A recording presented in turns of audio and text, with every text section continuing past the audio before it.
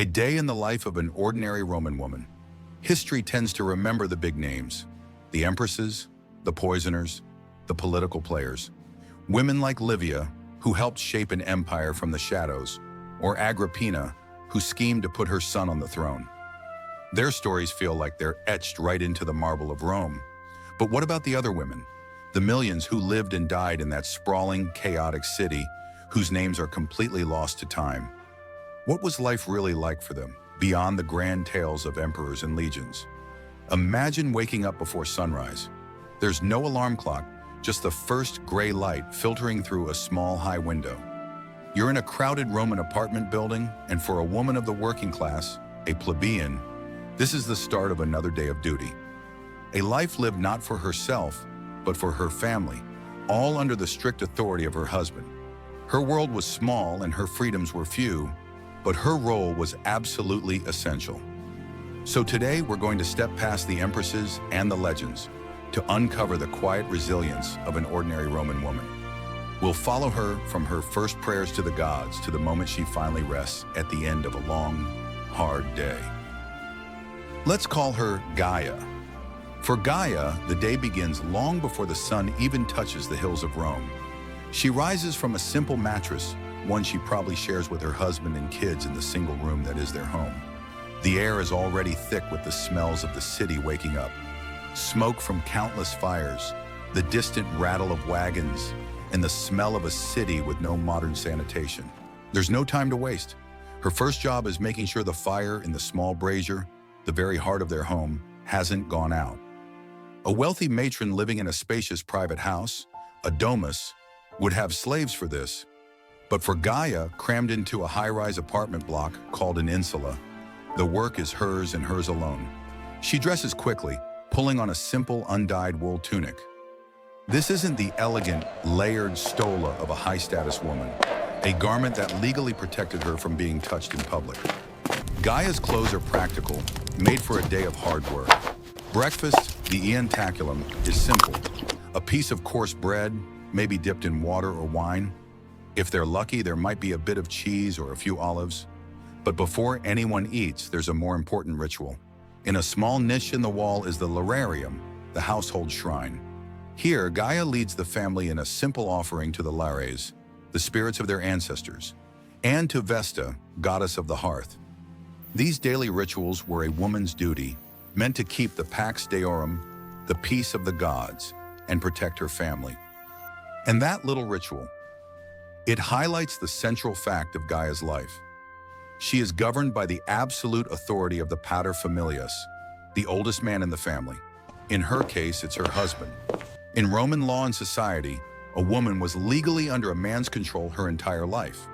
First her father, then her husband. He had power over her, their children, and everything they owned.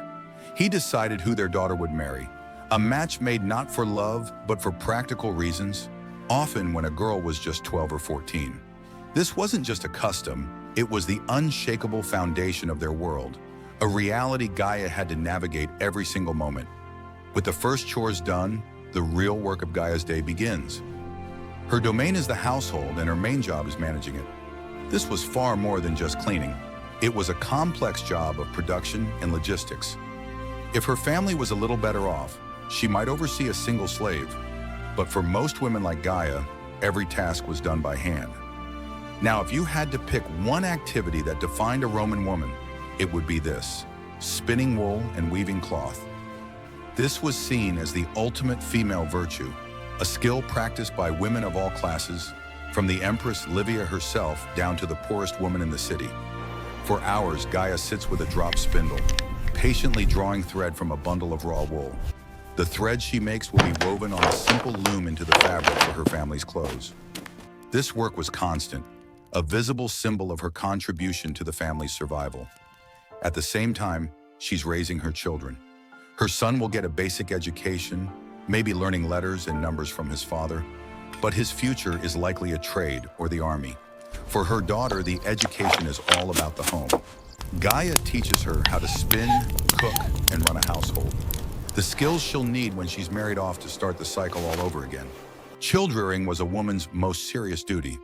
In a world with staggering infant mortality, The pressure to have children, especially sons to carry on the family name, was immense. Under laws introduced by Augustus, a freeborn woman who successfully raised 3 children could be granted the ius trium liberorum, special legal privileges that gave her more freedom from her guardian's control. But for many, just seeing their children survive to adulthood was a victory.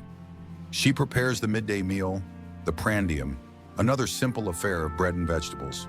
Her day is a relentless cycle of tasks: hauling water from the public fountain, sweeping the floor with a twig broom, and making sure the olive oil for their single lamp is used sparingly.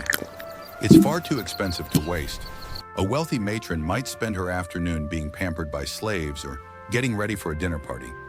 Gaia's life is defined by constant, necessary work. Her world was the home, a small, cramped space filled with endless duties. But just outside her door, the vast, noisy city was waiting. Before we follow her out into those streets, if you're enjoying this look into the past, maybe hit that subscribe button for more stories that bring history to life. In the afternoon, Gaia has to go out. Maybe she needs to buy vegetables at the market, or perhaps she's selling some of the cloth she's woven to earn a few extra coins. For lower-class women, working outside the home was often a necessity, even if it was seen as less respectable than staying secluded indoors.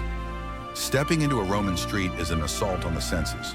The narrow lanes are choked with people, animals, and vendor stalls. The noise is a constant roar. She has to watch out for things falling from the poorly maintained apartment buildings above and navigate the filth running through the open gutters. Her public life is extremely limited. She can't vote, hold office, or even speak in court without a male guardian. But there are a few public places she can go. The great public bathhouses, a cornerstone of Roman life, often had separate hours or sections for women. For a tiny fee, she could bathe and socialize with other women, a brief break from the daily grind. Religious festivals were another key part of public life, where women could participate, offering one of the few ways to be part of a community outside the home. But everywhere she goes, Gaia has to project an aura of Pudicitia, modesty and chastity. A woman's reputation was everything, because it reflected directly on her husband and father. Her eyes should be downcast, and her interactions with men who weren't relatives kept to a bare minimum. For a woman, adultery could lead to exile or even death, while men faced almost no consequences for their own affairs. Gaia's short trip into the city is a constant balancing act between what she needs to do and what a rigid society expects of her. As dust settles, Gaia returns to her little apartment. It's time to prepare the final and most important meal of the day, the Cena. For a rich family, this would be a lavish, multi-course feast. For Gaia's family, it's a simple porridge of wheat or barley, maybe with some cooked vegetables. Meat is a luxury they rarely see. Her husband comes home from his work, and the family gathers. As the paterfamilias, he is served first. That simple act of serving him before anyone else reinforces the entire hierarchy that has structured Gaia's day. In the dim flicker of a single oil lamp, she might listen as her husband talks about news from the Forum, a world she can only ever hear about secondhand. Soon after the meal, it's time for sleep. Lamp oil was too precious to burn for long, and for the poor, darkness brought a swift end to the day. Gaia's day ends just as it began, in service to her family. Her life is a relentless cycle of work, childbirth, and devotion, all performed under the absolute authority of men. She isn't the hero of an epic poem. You won't find her name in any historical records. Hers is not a story of rebellion, but one of quiet, incredible resilience. Her strength was in her ability to run a household, raise her children, and hold her family together within the strict rules of Roman society. Millions of women like Gaia were the true foundation of the Roman world. They wove its cloth, they kept its hearths burning, and they were the mothers of its next generation. Though the law saw them as children and history has forgotten their names, it was their silent, unending work that made the grand spectacle of Rome possible at all. What part of Gaia's day do you find the most surprising? Let me know in the comments below. Thanks for watching.